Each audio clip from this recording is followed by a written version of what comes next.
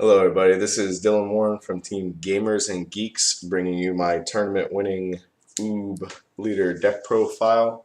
Shout out to my sponsor. Gamers and Geeks are located in Mobile, Alabama. You'll see us at events and making content soon. We'll be trying to do all kinds of giveaways and cool content for you, so stay tuned to the videos. Hopefully you like this deck. If you don't know who I am, I was the last person of the OP season to win one of these. Okay, this is the one from Orlando. I took down that event and won this thing. I'm mainly known as typically a Storm player, so my goal was to make something competitive that could win an event and was a non-meta leader and wasn't Storm. So I picked this guy. Oob, I've been wanting to make a deck with him. Some of this is standard, but some of it should be spicy, and hopefully you enjoy it. So one of the first things is the super combo. One of the strategies of this deck is I don't take a lot of damage.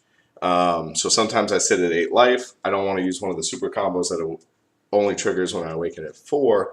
So I use the sparking one. I get plenty in the grave. I try to hit sparking 10 for the Gogeta package. So this part is fairly meta. The Gogetas are really popular in a lot of decks. So playing mono blue, this is really the strongest package you can play. There's no other really play on turn 4 in strict mono blue that you can do that I think is more powerful than the Gogeta. So we threw this in the deck just because it's the most powerful engine I think we can run. I play 3 objection. Even that feels like too much sometimes. 4 is definitely too clunky.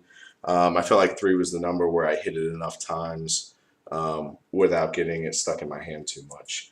So this deck actually plays a lot like the Janemba Mill kind of defensive deck that you might have seen a lot, because I play 4 of the Villainy Cells and 4 of the Unbreakable Spirit Son Gokus. The main point of these cards is just to be defensive.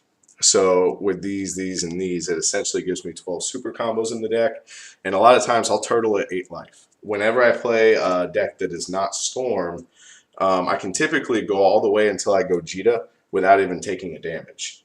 So I'll typically sit at 8 life as long as possible, go Gogeta my opponent, and if I can do that, if I can sit at 6, 7, or 8 life, slap down the Gogeta, usually that wins me the game.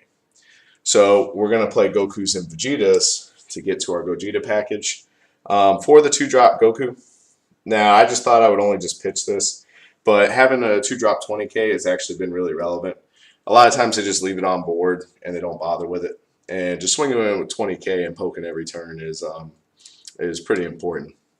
This card is mainly used just to pitch. Let me move it out of the glare there. This is my first time using this camera setup. These Gokus, they overlay on this one to pull out Deadly Defender Vegeta. Okay, move those out of the light there. And the Deadly Defender Vegeta allows us to be super defensive.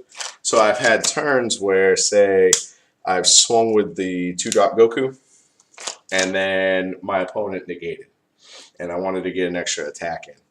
So afterwards, I've evolved and pulled out the Deadly Defender for the extra attack to try to finish my opponent off. Very rare I actually evolve into this card, but it's very nice to have in the deck just in case I get in a situation where I need an extra attack or I need to go on defense. Okay, Deadly Defenders, they create a wall, they meet the 20k requirement for the Vegeta to pitch for Gogeta as well. I'm going to slide this over just a little bit. We got a glare on this light on this side. The next one where we get into a little bit of spicy part of the deck list, I think, is this Vegeta. He's from the World Tournament. His ability is if you have this Piccolo in play, your opponent takes 2 cards from their hand and places them on top of their deck. Now he's 20k, so he matches the requirements you need for Gogeta to pitch him. And he also requires a World Tournament leader. So this isn't played very often. I feel like I could put the awkward situation Otokoski and Trunks in this spot for the World Tournament leader. But I wanted this deck to be a little bit unique. And so when this really comes into play, I'll play this out on turn 2 or 3. especially against a slower deck, maybe not against Storm. Then on turn 4, I want to slam the Gogeta, put their hand down to 3, and then on turn 5, I play this Vegeta, take 2 cards from their hand, put them on top of the deck. So after they've already gone down to 3. And then turn 6, I'll do it again if I got it. And then after I've Gogeta'd their hand down to 3, and I'm taking their hand down 2 more per turn after that, they really can't recover. So this card's very underrated. Nobody really knows what it does, and they're always surprised by it when I pull it out. These Piccolos, they seem very underwhelming, but they've actually been super relevant. I played against like Shenron Gogeta variant, and I've had like 2 of these out, and they just couldn't deal with them, and they couldn't get the kill on me. And it was enough to keep me alive. So the last one is one at all costs Vegeta. Now, the biggest question I get is, why only one at all costs? The reason mainly is because I sold all my other ones. But even then, I would probably only play 2. I think I would maybe cut 1 Deadly Defender for a second at all costs Vegeta. The next piece of the puzzle for Senzu Bean. Okay, these are usually used for defense in this deck. Every once in a while, I can go aggressive on offense and untap with them. And in any game where you have energy or mana, per se, as a resource, if you can untap it and reuse the same energy multiple times in a turn, it's very good. One of the things they've been doing, why the whole meta has changed, is because there's so many cards that you could play at low cost, such as Overwhelm, and really good one-drops, such as the 1-2 swap engine with Bardock Goten. And when you have really good cards you can play for low cost and you can untap energy in the same deck, it creates a really good engine. The other card I play is 4 Dimension Magic. Let's see if we can see those. I'll move them into the light. 4 Dimension Magic. This one you negate if your leader's blue, you untap 2 energy, and if you have 5 in the grave, you can take a life instead of paying the energy.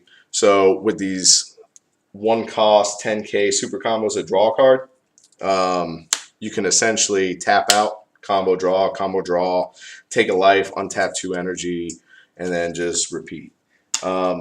One of the cards that was really on the bubble for me, but I've worked back into the deck, was Zeno Button. At first, I originally cut this card, but it's very good in the Storm matchup. This deck can compete with the Storm decks in the meta right now. This really allows you just to tap out, untap all your energy, and go back into these super combos. I haven't had too much of a problem with Storm decks. They really have to draw super well, and I have to draw bad for them to kill me in the first 2 turns. If I basically survive until I Gogeta, I usually have the game. Going with these super combos, the nice thing about Oob is he has more. He has these Oob name cards. There are events. Now, this only works on Oob Leader, so you got to be careful when playing this, because these can tap 1 energy, combo 10k, and draw a card no matter who's being attacked. The name cards, however, only work when Oob is attacking or Oob is being attacked. So the only thing with these is try not to combo them onto a battle card and make a mistake, because it only works on the Oob Leader. Okay, and the last card in the deck, I love 1-ofs, and people hate it when I make decks or give them advice, because I always play 1-ofs, but it's 1-of Tapion. So I don't have too much deck destruction. This is our main, board destruction. This is our main thing to kill battle cards. The Gogeta, when he comes into play, sparking 5, you could draw 2 and put 2 of their battle cards to the bottom of the deck. So just one more. The Tapion 3-drop. It comes into play, you could take up to 2 life to your hand. And if you do, you could take up to 1 of their battle cards, put to the top of the deck. The big thing is that it can do of any level. So I like to take like their 7-drop cell and add it back to the top of their deck, and then the rest of the pieces drop. 1-of, it always comes in clutch for me. I guess I just get lucky with the 1-ofs. People hate it when I build decks for them, and I do that. So some of the advice for this deck, typically in most matchups, you want to try to stay at as much life as you can as possible until you Gogeta, and then you start going down. The one advantage I think Oob has over, say, Gogeta starter deck leader is that he doesn't have burst.